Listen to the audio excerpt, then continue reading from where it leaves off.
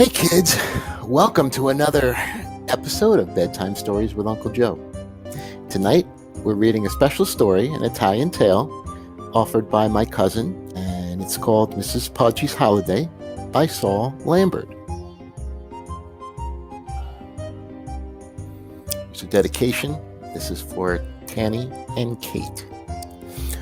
Bonsai was a busy town, busy fishing, busy selling fish, busy mending nets, busy building boats. It was so busy that the people of Bonsai had no time to laugh or sing or dance or play, and no time even to have a holiday. Early one morning, busy Mrs. Poggi, who cleaned the town hall, came across the Bonsai holiday flags. She looked at them and sighed. How dusty and dingy they had become since the last holiday. But Mrs. Poggi knew exactly what to do. She gathered up the flags and dumped them in a pot of hot water. With a bar of strong yellow soap, she scrubbed them until all the beautiful colors grew bright again. Then she carried them up to the roof and hung them out to dry. How splendid they looked, flapping and snapping in the breeze. Fringed flags with ferocious dragons, red flags with green unicorns, striped flags with moons and stars, flags with eagles and flags with lions, and flags with flowers.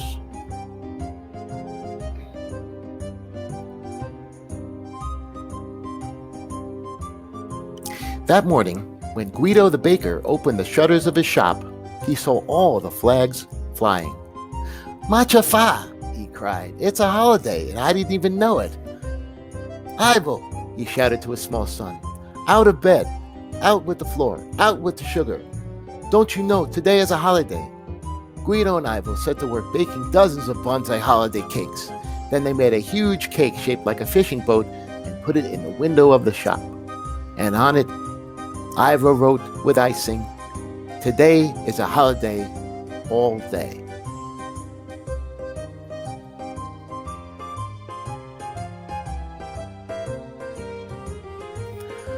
"Macha fa!"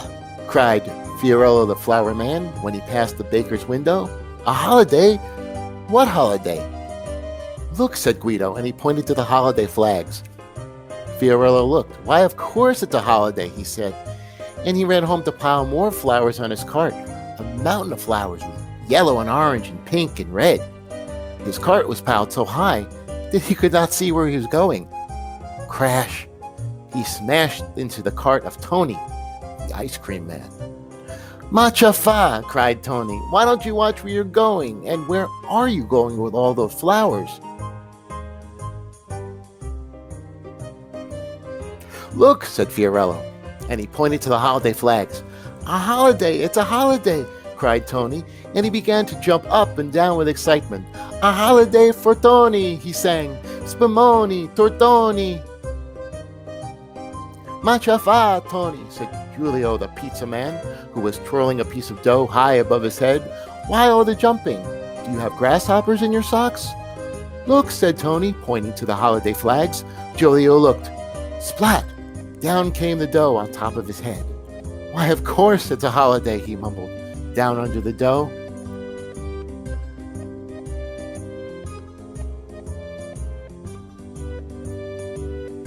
Soon, all three carts were headed for the town square. On the way, they passed Massimo, the taffy candy man. "Macha fa!" said Massimo. "What is the reason for a parade on a perfectly ordinary day?" "This is no ordinary day," said Giulio. "This is a holiday," and he pointed to the holiday flags. Massimo looked. "Why, of course it's a holiday," he said. He picked up his brass horn and hung on the side of his cart, and tooting with all his might, he led the parade toward the town square.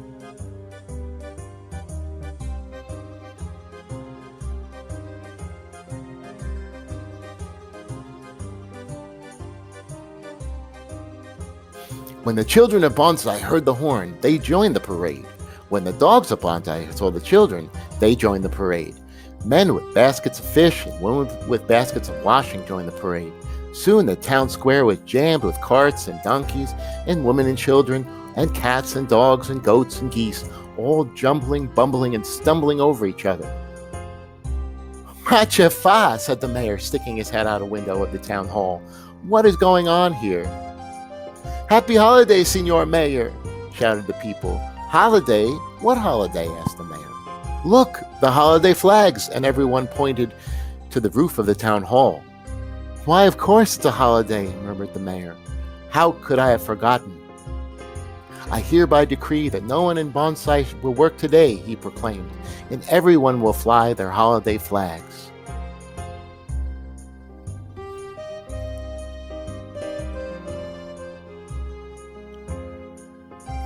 Before long, hundreds of flags were waving from flagpoles, hanging out of windows, draped over balconies, and flapping from the rooftops. Out at sea, the bonsai fishermen saw the flags. A holiday, they shouted. Up went all the ship's flags. Up went all the sails, and the fishing boats raced joyfully for shore.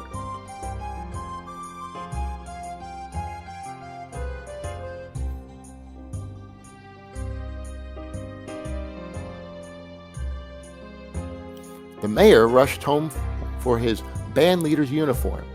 The men in the band rushed home for their instruments.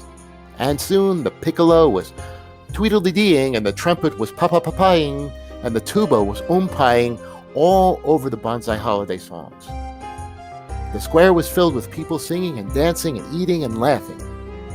The mayor dumped a huge bag of confetti from the top of his bandstand. The magician performed his magic tricks sitting on his donkey.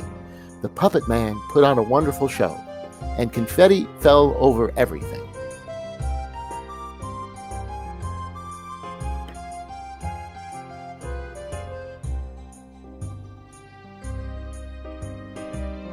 Meanwhile, Mrs. Poggi was bustling about the town hall, dusting and sweeping and chasing mice.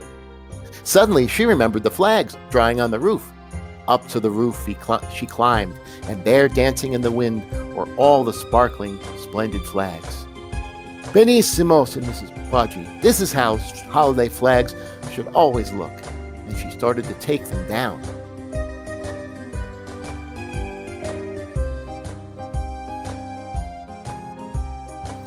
Suddenly, there was a great shout from the square below. Mrs. Poggi, cried the people, what are you doing with the flags? They're all nice and dry now, shouted Mrs. Poggi. Yes, they're all nice and high now, said the people. No, no, I must take them down now. Yes, you must come down now, said the people. Come down and celebrate. But it's not really a holiday, shouted Mrs. Poggi. Yes, it's really quite a holiday, said the people below. What a mistake, said Mrs. Poggi. They're not really celebrating a holiday, they're celebrating a wash day. Down the stairs, she hurried to tell them so.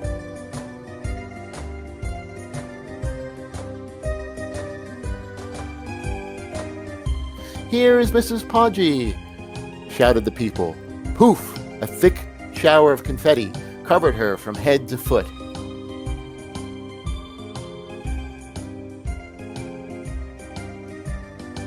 But there is no holiday, cried Mrs. Poggi. There is no holiday like this holiday, sang the puppet man, and one of his puppets pinched Mrs. Poggi's plump cheek. No one will listen to me, said Mrs. Poggi to the magician's donkey. What shall I do? But the donkey just grinned and jingled his holiday bells.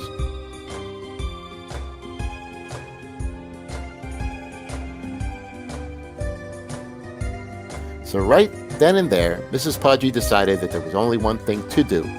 She would have a holiday too. She picked a flower, stuck it in her hair, and merrily joined in the dancing.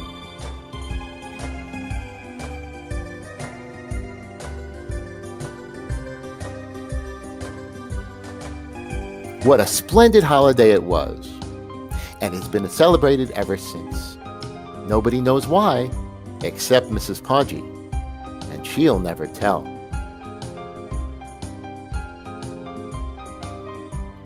Good night for now, kids. See you next time.